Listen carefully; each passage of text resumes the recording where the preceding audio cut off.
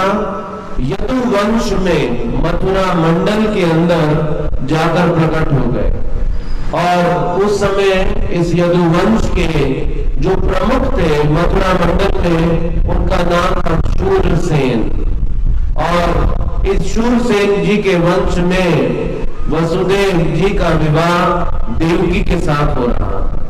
तो देवकी देवक महाराज की पुत्री थी, इसीलिए वो देवकी कहलाई। तो ये जो देवक महाराज की पुत्री थी देवकी, और देवक महाराज बड़ा संपन्न विवाह कर रहे थे देवकी का।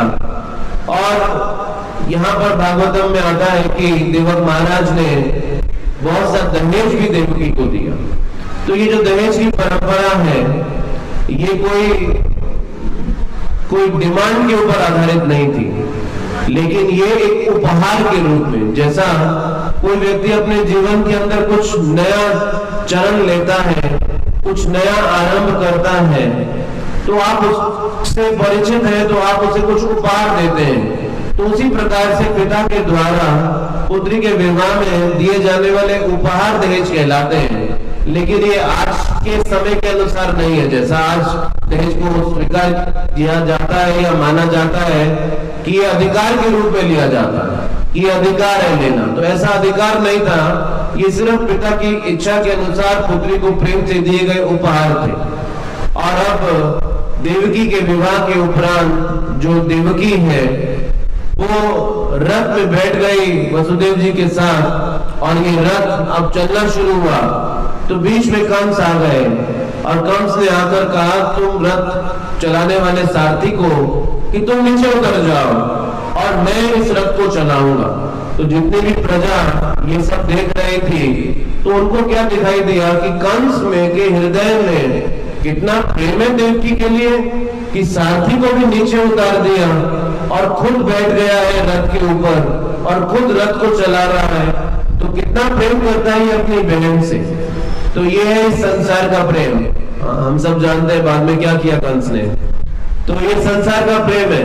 अभी पल में एक दूसरे के लिए जान देने वाले दूसरे पल में एक दूसरे के महान शत्रु बन जाते हैं। ये संसार के प्रेम की व्यथा है। तो सभी लोग सोच रहे थे कि देखो कंस के हृदय के अंदर कितना महान प्रेम है अपनी बहन के लिए। और कंस ने रथ की लगाम पकड़ ली, और रथ की लगाम को पकड़ के कंस रथ को चलाने लगा। और जब रथ को चलाने लगा तो वसुदेव देवकी बड़े प्रसन्न है, कंस भी बड़ा प्रसन्न है, और सभी मथुरा के नागरिक भी बड़े प्रसन्न है। लेकिन देवी देवता जो इस दृश्य को देख रहे हैं वो बड़े अप्रसन्न थे, और वो सोच रहे थे अरे सब ऐसा ही चलता रहेगा। अगर कोई मूवी देखते हैं और मूवी में सब कुछ अच्छा ही चलता रहे तो विलन ना आए तो फिर हीरो की खूबियां भी नहीं पता चलती है ना। तो फिर किसी विलन को तो आना पड़ेगा ना, बीच में कोई कंट्रास्ट प्रस्तुत किया जाता है ना। सफेद रंग अच्छा लगता है जब उसके साथ कोई कंट्रास्ट प्रस्तुत किया जाता है। तो सभी कुछ अच्छा चलेगा तो कैसे आनंद आएगा। तो देवता सोच रहे अरे सब कुछ ठीक चलेगा तो भगवान कृष्ण क्यों आएंगे। कृष्ण कहते हैं यदा यदा ही धर्म से ग्लानिर्भवति भारत, जहां जहां धर्म की हानि होगी मैं तो वहां जाऊंगा। तो देवता सोच रहे हैं अरे कृष्ण नहीं आएंगे तो असुरों का विनाश नहीं होगा और धर्म की स्थापना नहीं होगी, तो कृष्ण का आना अनिवार्य है। और यहाँ तो मूवी बड़ी हैप्पी मूवी चल रही है। अभी तो ये सब क्या चल रहा है, कंस आराम से रथ चलाया जा रहा है, सभी लोग प्रशंसा कर रहे हैं कंस की, और देवकी वसुदेव भी कितने प्रसन्न हैं। तो देवताओं ने सोचा कुछ तो ऐसा करना पड़ेगा जिससे ये सीन पलट जाए, और अभी सब का सब दृश्य नजारा एकदम पलट जाए। तो कंस एक तरह से भक्ति कर रहे हैं उस रथ को चला के, क्योंकि वसुदेव देवकी जो है वो भगवान कृष्ण के अनन्य भक्त है, और इन अनन्य भक्तों की सेवा करना ये शुद्ध भक्ति का अंग है। नवदा भक्ति में दास्यम ये 9 भक्ति की विधियों का एक महत्वपूर्ण अंग है, भगवान की दासता या उनके भक्तों की सेवा आदि करना। और कंस ये भक्ति के इस अंग का पालन कर रहा था। क्योंकि वो केवल भक्त वसुदेव और देवकी के रथ को चला रहा था और उन्होंने सोचा कुछ करना पड़ेगा जिससे ये रथ रुक जाए और भगवान कृष्ण के आने का कुछ कारण बन जाए। और उसी समय देवताओं ने योजना बना के एक आकाशवाणी कर दी और कंस को कहा, हे मूर्ख। कंस रुक के देखने लगा, ये कौन बुला रहा है मुझे मूर्ख? कोई दिखाई नहीं दे रहा। अरे किसकी हिम्मत है मुझे मूर्ख बोलने की? हे मूर्ख, तू नहीं जानता ये देवकी का 8वां गर्भ तेरा हत्या, तेरे काल का कारण होने जा रहा है। अब एक क्षण तक कंस में इतना प्रेम था देवकी के प्रति, और जैसे ही ये वाणी सुन ली और कंस का वो सारा प्रेम अदृश्य हो गया और वो तुरंत उसने अपने एक हाथ से देवकी के बाल को पकड़ लिया और दूसरे हाथ से अपनी तलवार को बाहर निकाल लिया।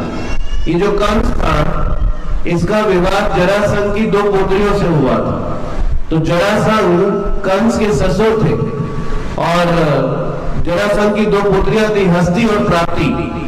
और ये हस्ती और प्राप्ति से कंस का विवाह हुआ था। जरासंध ने जब हस्ती और प्राप्ति का स्वयंवर रचा था तो उस समय एक शर्त रखी थी और उस शर्त में रखा था कि जरासंध के पास एक कुंवरियापीड़ नाम का हाथी था और बड़ा बलशाली हाथी था, वो बड़ा विशेष हाथी था। और जरासंध ने रखा कि जो उस हाथी को पकड़ के फेंक देगा, मैं उसे उठाकर फेंक देगा, मैं उससे अपनी दोनों पुत्रियों का विवाह कर दूंगा।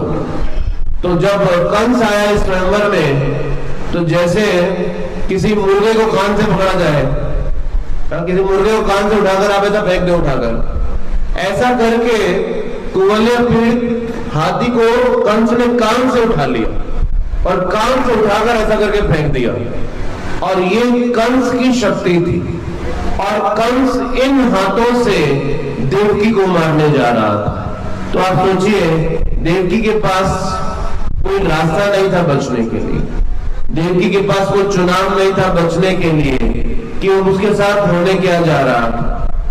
तो अब जब भगवान के भक्त को दुख दिया जाए तब भगवान सबसे ज्यादा क्रोधित हो जाते हैं। इसीलिए जब हिरण्यकशिपु प्रहलाद महाराज के जो पिता थे और हिरण्यकशिपु ने पूरे संसार भर के अंदर कितना आतंक मचाया था, कितने सारे लोगों को सजा दी, कितना कष्ट दिया और क्या नहीं उसने किया।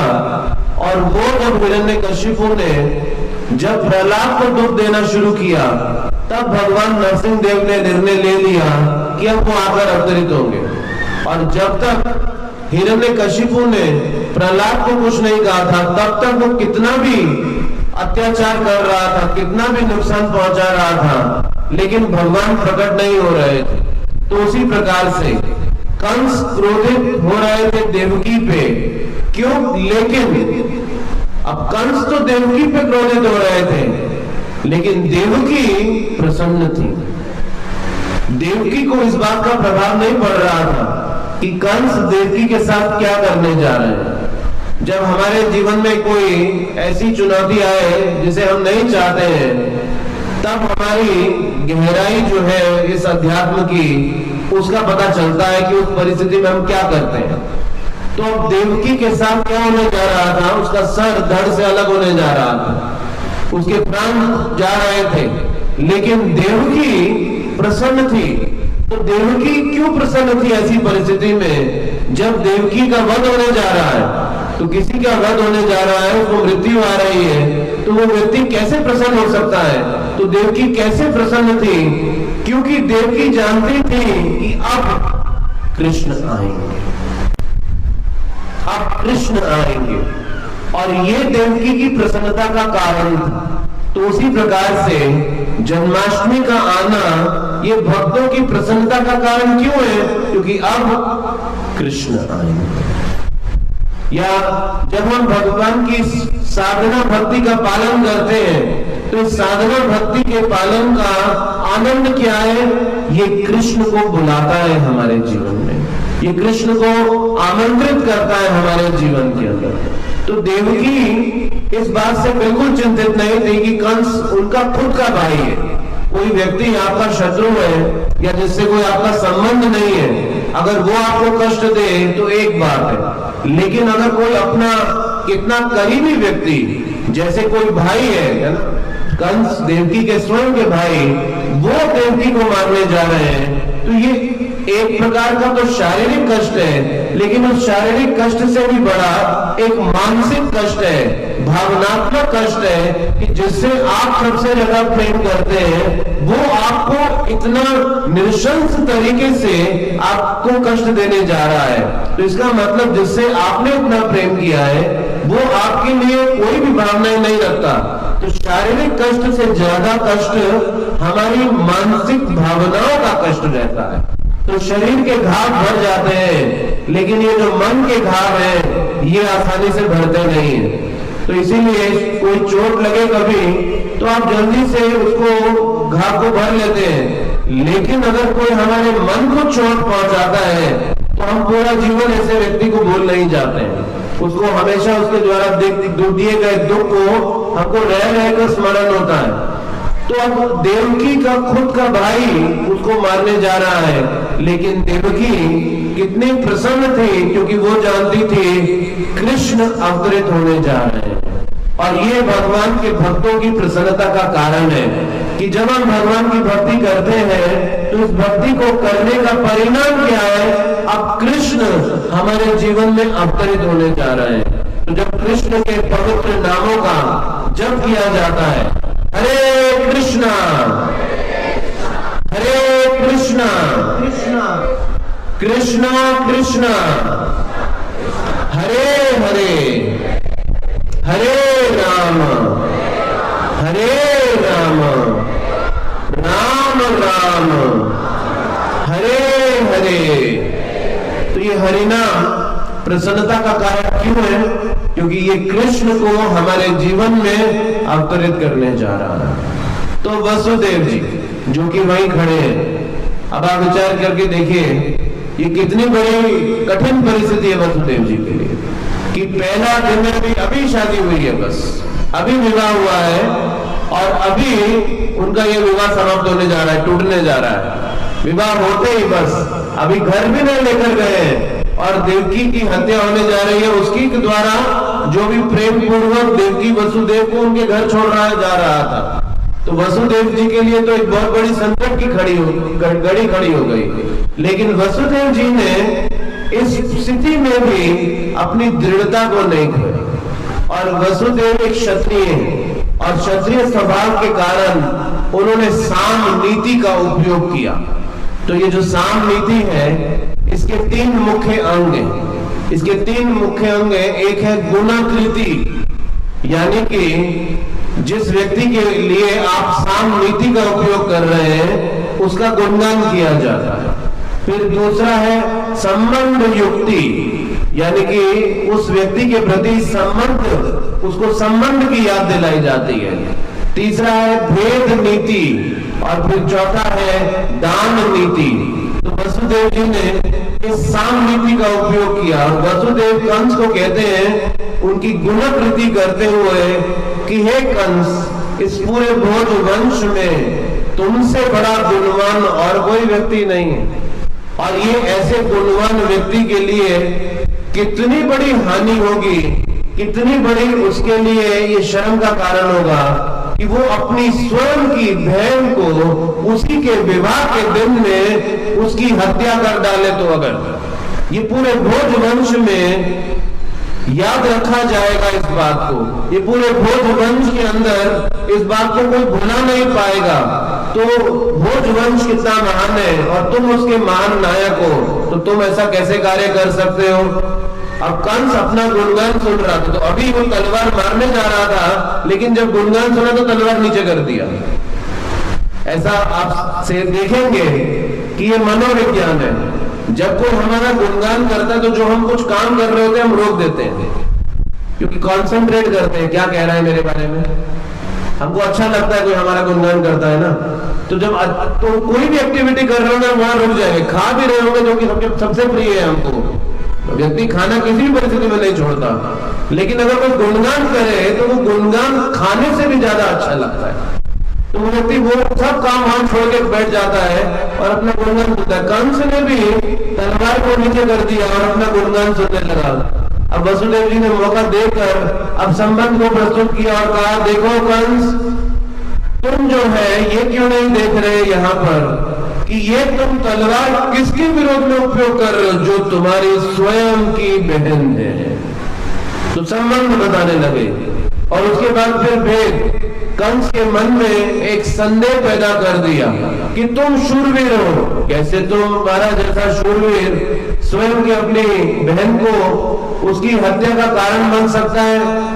फिर कंस को वसुदेव जी दान नीति समझाते हैं और दान नीति का कहते हैं कि क्यों नहीं तुम देवकी को उसका जीवन दान प्रदान करते हो। तो कंस ये सब बातें सुन के सोचने लगा और फिर वसुदेव जी तर्क का उपयोग करते हैं और तर्क का उपयोग करके कहते हैं, देखो कंस, जिसने भी जन्म लिया है वो एक दिन तो वैसे भी मरेगा। तो ऐसा नहीं है कि ये आकाशवाणी ने बोला देवकी का 8वां गर्भ तुम्हें मारेगा, अगर वो नहीं भी मारे तो क्या तुमको लगता है तुम हमेशा जीवित रह पाओगे?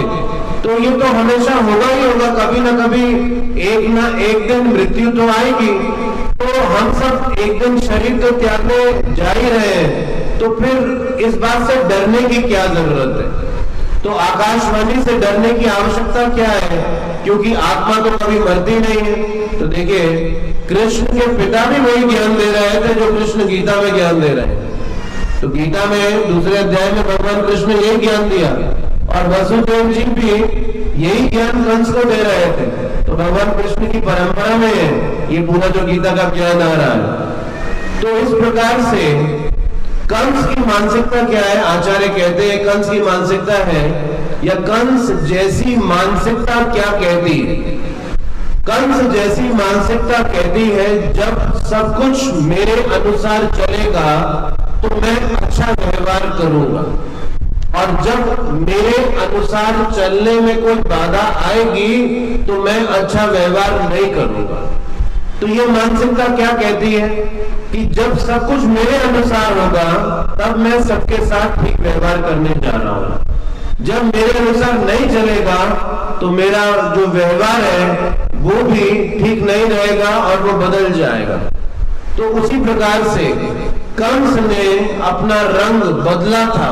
अभी वो एक भाई था और भाई से अभी वो शत्रु बन गया, और वसुदेव जी की इन बातों को सुन के वो फिर से बदल रहा था। लेकिन आचार्य कहते हैं कि जैसे एक चूहे को पकड़ने के लिए बिल्ली पहले चूहे को दंडवत प्रणाम करती है। दंडवत प्रणाम कैसे? जब बिल्ली को चूहे को पकड़ना होता है तो बिल्ली अपने 2 पंजे को आगे लाती है, अपने मुंह को नीचे लाती है। तो जब हम भगवान को प्रणाम करते हैं तो ऐसा ही करते हैं ना, 2 हाथ आगे लाते हैं, मुंह को नीचे लेके जाते हैं। और विशेषतः जब पंचांग परिणाम करा जाता है तो जैसे पंचांग परिणाम की जो मुद्रा है वैसी ही है जैसे बिल्ली चूहे को पकड़ रही है। लेकिन अब बिल्ली चूहे को पकड़े तो आप बोलोगे कि दंडवत प्रणाम कर रही है वो, है ना? देखो कितनी बिल्ली सज्जन हो गई है, कितनी वैष्णव हो गई है, ये बिल्ली प्रणाम कर रही है, वो चूहे को प्रणाम नहीं कर रही, अभी चूहे को मारने जा रही है। तो उसी प्रकार से वसुदेव जी भी जब कंस को समझा रहे थे और कंस के मन में कुछ हृदय के अंदर भावनाओं का परिवर्तन हो रहा था, तो ये वैसा ही है जैसे बिल्ली चूहे को पकड़ने से पहले उसको प्रणाम कर रही होती है। यानी कि कंस बदलने वाला नहीं है, लेकिन टेम्परेरीली कुछ परिवर्तन उस कंस के मन में, हृदय के अंदर अभी दिखाई जा रहा था। तो वसुदेव जी अब कंस को फिर से ज्ञान देते हैं कि आत्मा कभी नष्ट नहीं होगी और शरीर तो वैसे भी नष्ट हो जाने वाला है। तो कंस अंतर क्या बढ़ता है, ये मृत्यु हो या नहीं, और अगर तुमने ये आकाशवाणी नहीं भी सुनी हो तो उससे भी क्या फर्क पड़ता है। तो कंस आश्चर्यचकित होकर वसुदेव जी के चेहरे को देख रहा है। ये वसुदेव जी क्या कह रहे हैं कि कोई अंतर नहीं पड़ता मृत्यु आने से? अरे ऐसा कैसे हो सकता है? तो आचार्य तुलना करते हैं कंस की हमारे मन से। तो जैसी मन है वैसा कंस का भी जीवन चरित्र है। तो हमारा मन प्रत्येक पल बदल जाता है, हमारा मन प्रत्येक पल कुछ अलग अलग विचार प्रस्तुत करता है और देवकी की तुलना आचार्य भक्ति के साथ करते हैं। तो हमारी भक्ति को मारता कौन है? हमारा स्वयं का मन। तो देवकी को मार कौन रहा था? कंस। इस मन की तुलना कंस से की जाती है। तो कंस रूपी मन देवकी रूपी भक्ति की हत्या करना चाहता है और कंस रूपी मन देवकी रूपी भक्ति की हत्या कैसे करता है? जब ये मन कृष्ण के अलावा अन्य विषयों से आकर्षित होता है तो ये जो कंस रूपी जो मन है ये भक्ति का विनाश कर देता है। तो जब मन कृष्ण के विषयों से हटकर इस संसार के अन्य आकर्षणों की ओर जाएगा तो फिर देवकी रूपी भक्ति की हत्या हो जाएगी। तो ऐसी कोई भी इच्छा जो भक्ति के विरोध में है, जो भक्ति के विपरीत है, ऐसी प्रत्येक इच्छा हमारी भक्ति की हत्या का कारण बनती है। तो ये जो मन है जो कि इच्छाओं से भरा हुआ है ये हमारी भक्ति की हत्या का कारण बन जाता है। तो वसुदेव जी जो कि बुद्धि का प्रतीक है, तो अब कंस रूपी मन देवकी रूपी भक्ति का वध करने जा रहा है। तो वसुदेव रूपी बुद्धि ने क्या किया? तो बुद्धि का कार्य है उस कठिनाई से दूर लेकर जाना। तो वसुदेव रूपी बुद्धि ने मन को नियंत्रित करने की कोशिश की, मन को रोकने की कोशिश की और अंततः वसुदेव जी देवकी को बचाने में सफल हुए। उसी प्रकार से कंस रूपी मन को नियंत्रित करने में जब वसुदेव जी सफल हुए तो इस मन को भक्ति से दूर जाने से रोकने के लिए बुद्धि को सुदृढ़ विचार देने की आवश्यकता है। तो ये जो श्रीमद् भागवतम और भगवत गीता या अन्य वैदिक शास्त्रों का ज्ञान है, ये जो ज्ञान है जब ये मन इस संसार के विषयों से आकर्षित होता है तो उस विषयों से उसको पीछे खींचने के लिए, उसको बचाने के लिए ये बुद्धि कार्य करती है। तो वसुदेव जी ने उस समय अपनी दृढ़ता दिखाई, बुद्धि दिखाई और देवकी को मरने से बचा लिया। उसी प्रकार से जब इस भक्ति पे प्रहार होता है और भक्ति पे प्रहार होता है जब मन कृष्ण के अलावा अन्य इच्छाएं प्रस्तुत करता है तो उस समय इस बुद्धि को आगे लाना चाहिए, इस बुद्धि का उपयोग करना चाहिए और उस समय इस मन को नियंत्रित करना चाहिए। जैसे भक्ति विनोद ठाकुर जी कहते हैं कि जब मन के अंदर कोई भोग इच्छा का विचार आए तो हमको 10 बार सोचना चाहिए कि इसको करने से मुझको क्या मिलने जा रहा है। और जब भगवान की सेवा का विचार आए तो उसको तुरंत संपन्न कर देना चाहिए। तो इस प्रकार से वसुदेव जी अंततः साम नीति का उपयोग करते हुए कंस को समझाते हैं कि एक पिता चाहे पुत्र कितना भी गलत क्यों ना हो लेकिन पिता पुत्र को या संतान को कभी कष्ट नहीं देना चाहेगा। उसी प्रकार से देवकी तुम्हारी संतान की तरह, तुम उस देवकी को कष्ट क्यों देना चाहते हो? अब वसुदेव जी के चरित्र की यहाँ पर महिमा दिखाई जाती है कि वसुदेव जी का चरित्र कितना महान था कि वसुदेव जी के शब्दों के प्रभाव से कंस का हृदय बदलने लग पड़ा। कंस जैसे व्यक्ति का हृदय भी वसुदेव जी के शब्दों के प्रभाव से परिवर्तित होने लगा कि वसुदेव जी के चरित्र में ऐसी शक्ति थी कि कंस के हृदय को ने वहां पिघलना शुरू कर दिया और कंस को वसुदेव जी स्वयं कहते हैं कंस 8वें गर्भ की क्या बात है। देखो देवकी तुम्हारी मृत्यु का कारण नहीं है, देवकी का गर्भ तुम्हारी मृत्यु का कारण है।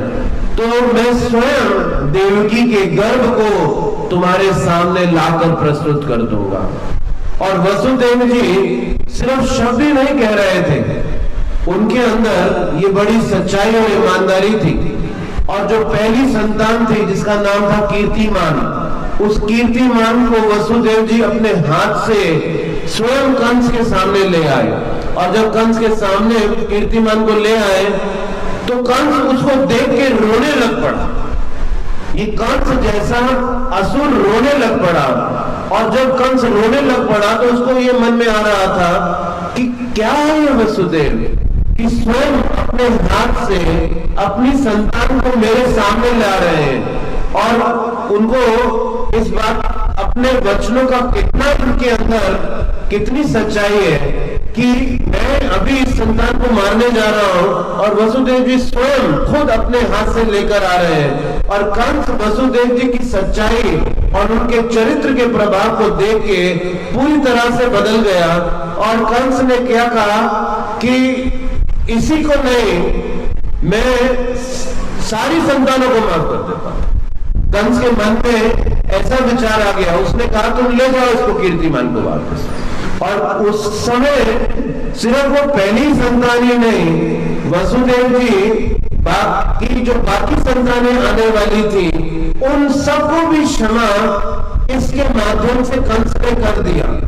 तो अब ये कंस के मन में विचार वसुदेव जी के सिर्फ संग और उनके चरित्र के प्रभाव से आ रहे थे। इसीलिए जब प्रचार किया जाता है तो शब्दों के साथ साथ जो चरित्र की शुद्धता है वो उतनी ही महत्वपूर्ण है।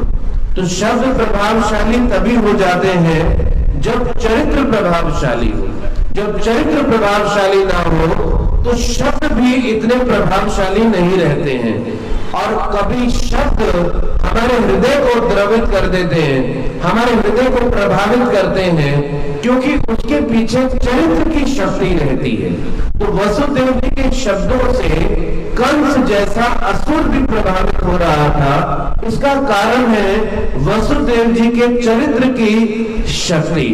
आप देखिए कि वो भगवान कृष्ण जो कि वसुदेव और देवकी की संतान के रूप में प्रकट होने जा रहे थे, वो भगवान कृष्ण जो कि असीम गुणों को धारण करते हैं, और वो भगवान जो कि अनंत गुणों को धारण करते हैं, वो वसुदेव और देवकी के पुत्र बन के क्यों प्रकट होने जा रहे थे? क्योंकि वसुदेव और देवकी ने एक बहुत बड़ा दाम चुकाया था इस बात का, कृष्ण को अपने पुत्र के रूप में प्राप्त करने के लिए, और वो दाम था उनकी सच्चाई और ईमानदारी का।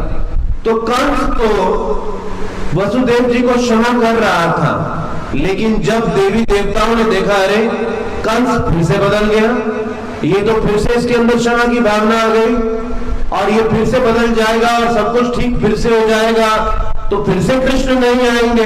तो देवी देवता क्या चाहते थे कि कृष्ण तुरंत आ जाए, कुछ भी ऐसा हो जाए कि कृष्ण प्रकट हो जाए जल्दी से, और ये देवी देवताओं की योजना थी। तो देवी देवता सोचने लगे अब क्या किया जाए, कंस के हृदय में तो फिर से परिवर्तन आ रहा है। तो नारद जी अब देवी देवताओं के प्रतिनिधि बन के कंस के करीब आते हैं और कंस के पास पहुंचते हैं। नारद जी के बारे में कहा गया है कि उन्हें कोई नहीं रोक सकता, कोई भी परिस्थिति नारद जी को रोक नहीं सकती। तो नारद जी किसी भी स्थान पर पहुंच जाते हैं, उन्हें कोई वीजा भी नहीं चाहिए, कोई इमिग्रेशन पासपोर्ट भी नहीं चाहिए, वो किसी भी ग्रह के ऊपर किसी भी लोक के ऊपर कहीं भी चले जाते हैं नारद जी। उनको फ्री एंट्री है हर जगह जाने के लिए।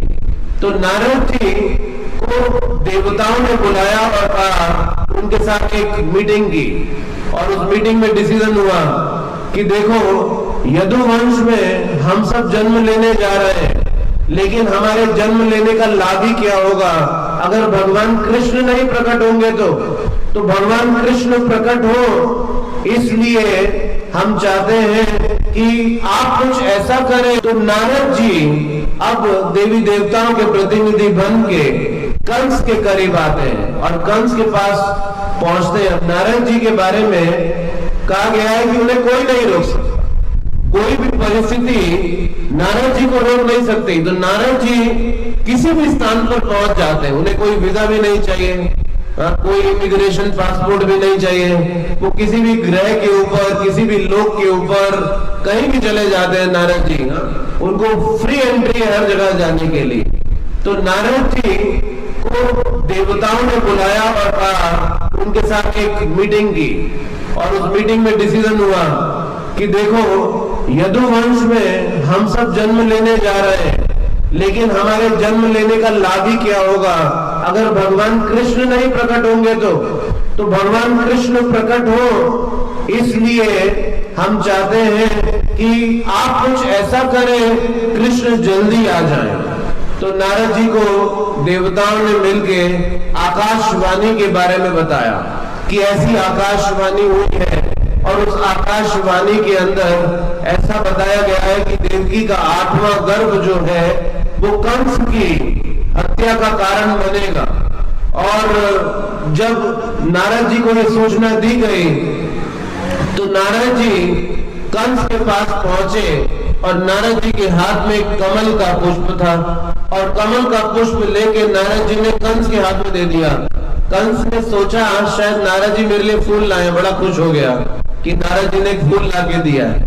तो कंस के मन में बड़ा प्रसन्नता हुई, लेकिन नारद जी तो एक कुछ और कार्य करने जा रहे थे अभी, और उन्होंने फूल पकड़ा के कंस से एक पहेली पूछी और कहा, कंस जरा बताओ इस फूल की आठवीं पंखुड़ी कौन सी है?